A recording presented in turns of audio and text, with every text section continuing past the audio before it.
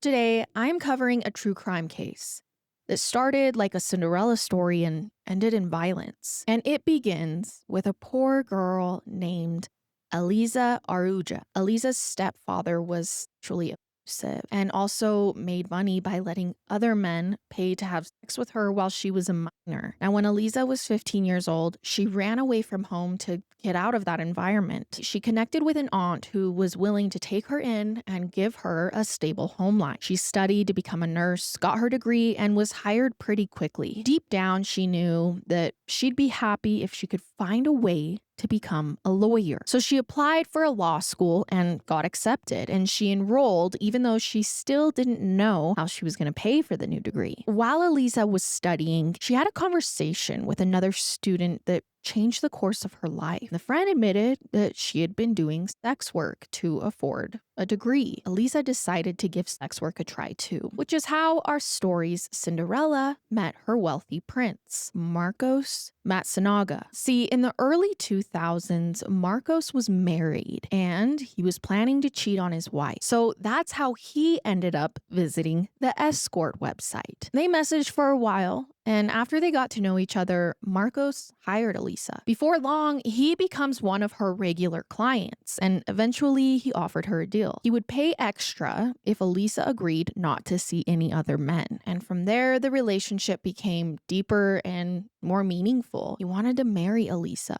and she said yes. And as soon as he was officially single again, he and Elisa get married. He and Elisa made a new deal.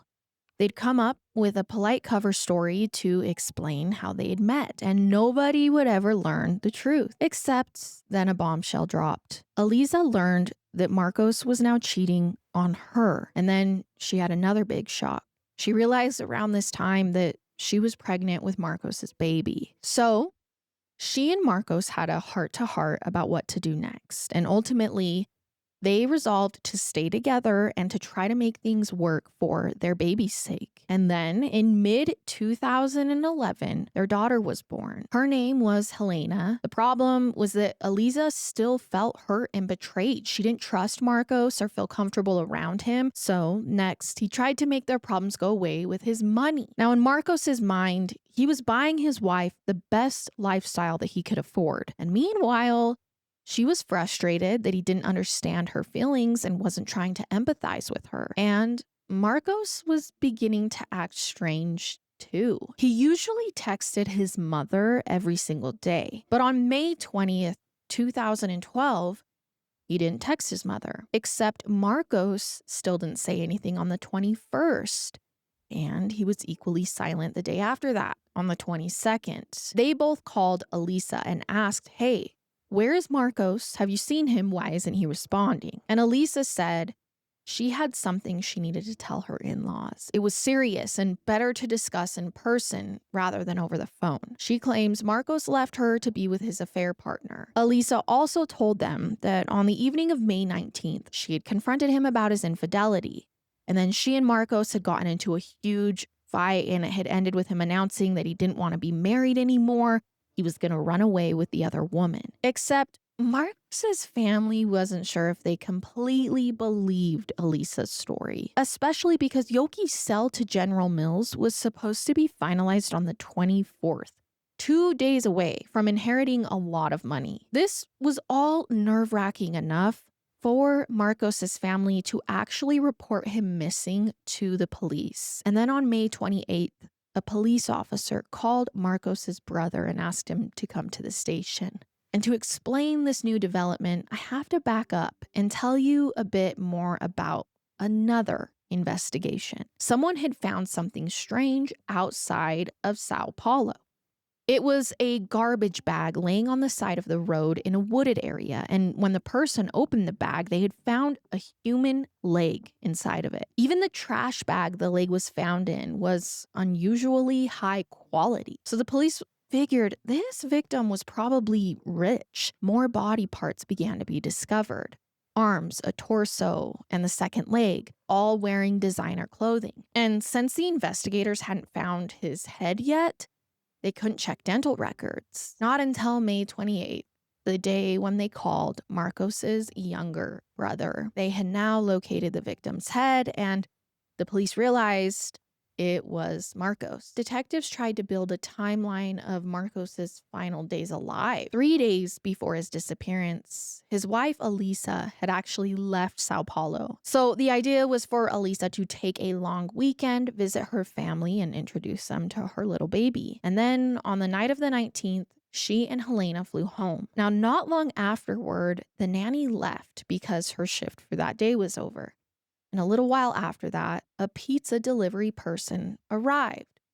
Marcos is seen going to the front door to pay for the food, and then he carried the box back into the apartment. And this is the last time he is ever seen on camera. But that wasn't the only red flag found related to Elisa. Remember how Marcos's body parts were found in those distinct garbage bags? Police actually found that exact same style of garbage bag in Elisa's kitchen. Now, this was all suspicious enough for the police to become more aggressive during a follow-up interrogation. And finally, Elisa confessed. She says, "I killed Marcos." But according to Elisa, she had done it in self-defense. Elisa asked Marcos if he was still seeing his mistress, and supposedly he became very angry at this question. And then according to the statement she gave police, he then slapped her. According to Elisa's statement, she was so afraid that Marcos was going to hurt her that night that she grabbed one of the guns.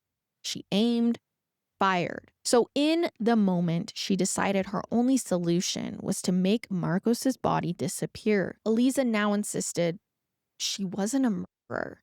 This was a case of self-defense coupled by bad decision-making in a moment of panic, except her account didn't really match the autopsies. See, he had been shot, just like Elisa said. Instead, his throat had been slit while he was wounded, and he had choked to death on his own blood. They decided she killed Marcos for his money, pure and simple. So the police charged her with murder and the destruction and concealment of a corpse. And as for the trial itself, Elisa still claimed on the stand that she had killed Marcos in self-defense. After hearing all of the witness testimony, the jury found Elisa guilty of murder. She was sentenced to 19 years, 11 months, and 1 day in prison. Eventually, her term was reduced to a total of 16 years and 3 months. So now that we're to the end of the story, I'm sure you can see why it was such a big deal in Brazil.